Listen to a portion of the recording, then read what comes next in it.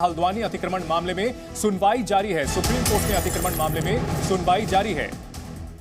Nainital high court ने अतिक्रमण हटाने का जो आदेश दिया है उसके खिलाफ सुप्रीम कोर्ट में याचिका दाखिल की गई है और सुप्रीम कोर्ट में इस वक्त सुनवाई चल रही है। वहीं हल्द्वानी में दुआओं का दौर जारी है। 4000 से ज्यादा परिवार जो कि अवैध अतिक्रमण उनका पाया गया है और उसे हटाने का आदेश नैनीताल हाईकोर्ट ने दिया है।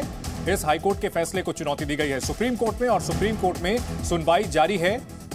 अब से थोड़ी देर में यह साफ हो जाएगा कि यह अतिक्रमण हटाया जाएगा या फिर इन्हें राहत मिलेगी। इस मामले को लेकर के अतिक्रमित इलाके में रह रहे लोगों का आरोप है कि वो लोग लंबे समय से यहां रह रहे हैं, लेकिन अब सरकार ने उन्हें हटाने का फैसला किया है। इस मामले में बीजेपी सरकार पर सवाल खड़े कर रहे हैं। मामला 2013 से चल रहा है जब याचिका दाखिल की गई थी। इस मामले में हाईकोर्ट की ओर से 2016 में आदेश दिया गया था, लेकिन तत्कालीन कांग्रेस सरकार ने इस पर रिव्यू पिटीशन दाखिल। ये अपनी जमीन पर नर्सरी बना के सिर्फ झाड़ बेचकर साल में 2 करोड़ कमाते हैं। उनके सीक्रेट्स को सीखना चाहते हैं तो फ्रीडम ऐप को अभी डाउनलोड करें की थी और उसके बाद मामला चलते हुए नैनीताल हाईकोर्ट ने कुछ दिनों पहले यह फैसला सुनाया है कि अतिक्रमण वाली जमीन को खाली कराया जाएगा। रेलवे की जमीन खाली कराई जाएगी और इस फैसले को चुनौती दी गई है। तो हल्द्वानी में अतिक्रमण हटेगा या फिर उन परिवारों को राहत मिलेगी, अब से थोड़ी देर में साफ हो जाएगा। सुप्रीम कोर्ट में इस मामले में सुनवाई चल रही है। इस बीच हल्द्वानी में प्रदर्शन का सिलसिला जारी है। वहां परिवार धरने पर बैठे हुए हैं। आरोप यह लगाया जा रहा है कि वहां शाहीन बाग की तरह प्रदर्शन करने की कोशिश की जा रही है। महिलाओं को आगे किया गया है। अतिक्रमण करने वाले परिवारों में अधिकतर मुस्लिम परिवार हैं, लिहाजा इस मामले को लेकर के राजनीति भी शुरू हो गई है। बीजेपी पर निशाना साधा जा रहा है और संवाददाता विशाल पांडे हमारे साथ हल्द्वानी से जुड़ गए हैं। विशाल, अगर बात की जाए इस मामले की, सुनवाई चल रही है एक और सुप्रीम कोर्ट में, वहीं हल्द्वानी में प्रदर्शन का सिलसिला चल रहा है, क्या जानकारी है वहां से? देखिए, इस वक्त हल्द्वानी में ग्राउंड जीरो पर हम मौजूद हैं। यहाँ पर सुबह से ही दुआ करते हुए लोग हमें नजर आ रहे हैं। भीड़ यहाँ पर लगातार बढ़ी हुई है और इस वक्त अगर हम कोर्ट का एक बार अपडेट दे दें, क्योंकि कोर्ट में सुनवाई शुरू हो चुकी है हल्द्वानी मामले को लेकर। जो स्थानीय लोग हैं, इनके वकील कॉलिन गोंजाल्विस ने अपनी दलील रखी है, जिसमें उन्होंने कहा है कि आज़ादी से पहले से ही स्थानीय लोग यहाँ रहते आए हैं और म्युनिसिपल रिकॉर्ड में उनके नाम दर्ज है।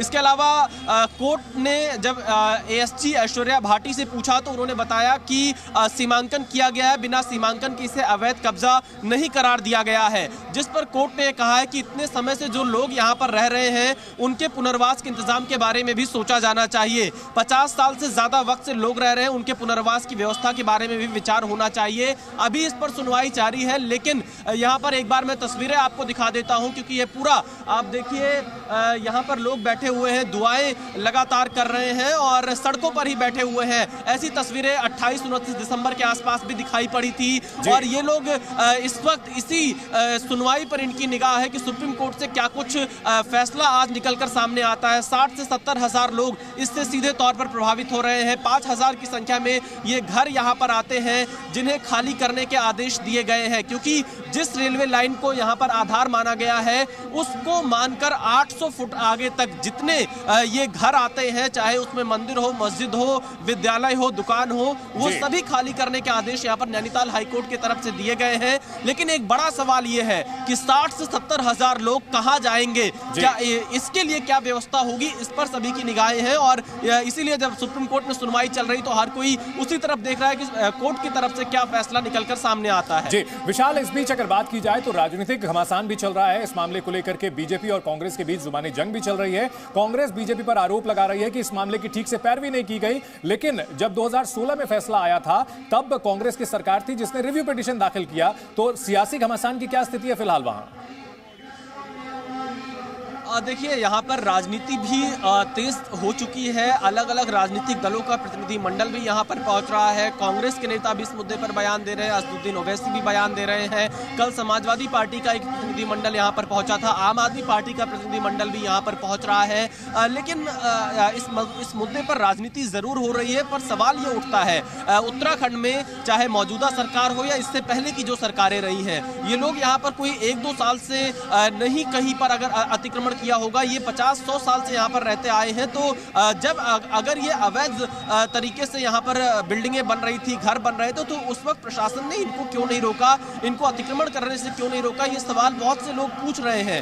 अब यहाँ पर आप देखिए अगर तस्वीरों में तो बहुत बड़ी बड़ी बिल्डिंग्स आपको नजर आएंगी, छोटी छोटी झुग्गी झोपड़ियां नजर आएंगी, बहुत ऐसे बड़े बड़े मकान बन चुके हैं। तो सवाल ये उठता है कि इनका जब निर्माण कार्य हो रहा था तब यहाँ पर इस निर्माण कार्य को क्यों नहीं रोका गया, यहाँ अतिक्रमण क्यों होने दिया गया। तो ऐसे कई सवाल हैं जो राजनीति से परे हटकर ये जरूर पूछे जा रहे हैं, क्योंकि सरकार यहाँ पर मौजूदा समय में बीजेपी की है, इससे पहले कांग्रेस की भी सरकार यहाँ पर रही है, और ये लोग यहाँ पर 50 से 70 सालों से यहाँ पर रहते आए हैं। जी बिल्कुल विशाल, अगर इस मामले में कुछ भी है सर, मैं लाइव दिखा रहा हूँ, आप जी आप देखिए यहाँ पर कुछ लोग हमें परेशान करते हुए, हमारे लाइव कवरेज को रोकते हुए आपको दिखाई देंगे। देखिए लाइव, क्या शाहीन बाग गलत था आपका? ये शाहीन बाग है। क्या आपका शाहीन बाग गलत था? शाहीन बाग है। आपका शाहीन बाग है। मेरा सवाल आपसे, क्या आपका शाहीन बाग गलत था? क्या आपका शाहीन बाग गलत था? आप गलत चीज मत दिखाओ। आप कवरेज से कैसे रोक सकते हैं? आप कवरेज से नहीं रोक रहे, हम जो लोग हमसे बात कर रहे हैं आपको कवरेज से नहीं रोक रहे, गलत चीज मत दिखाओ। नहीं, हम क्या गलत चीज दिखा रहे हैं? क्या आपका शाहीन बाग गलत था? आप मुझे बताइए, क्या शाहीन बाग गलत था? भाई साहब उस चीज को छोड़ो, हम तो आप गोदी हमें मीडिया दो ना, गोदी मीडिया बंद करो। अरे हमें आपके तमगे की जरूरत नहीं है, हमें आप। तो हल्द्वानी में जहां एक और प्रदर्शन का सिलसिला चल रहा है, वहीं सुप्रीम कोर्ट में सुनवाई चल रही है। सड़क पर कई परिवार बैठे हुए हैं और सुप्रीम कोर्ट में फिलहाल दलील दी गई है। मानवीय पहलू से इस मसले को देखा जाए, कोर्ट की ओर से कहा गया है पुनर्वास की व्यवस्था होनी चाहिए। कोर्ट की ओर से यह भी कहा गया है, वकीलों की दलील यह दी जा रही है कि ये लोग आजादी के पहले से यहां रह रहे हैं। कोर्ट ने यह कहा है कि जमीन भले ही आपकी हो, यानी रेलवे की हो, लेकिन पुनर्वास जरूरी। मानवीय पहलू से इस मसले को देखें। तो बनफूलपुरा जो इलाका है हल्द्वानी का, गफूर बस्ती का, उसकी सुनवाई इस वक्त सुप्रीम कोर्ट में चल रही है और कोर्ट ने कहा है कि जमीन भले आपकी हो, सरकार की हो, रेलवे की हो, लेकिन पुनर्वास जरूरी। आजादी के पहले से रहने की दलील दी गई है। ये अपनी जमीन पर नर्सरी बना के सिर्फ झाड़ बेचकर साल में 2 करोड़ कमाते हैं। उनके सीक्रेट्स को सीखना चाहते हैं तो फ्रीडम ऐप को अभी डाउनलोड करें।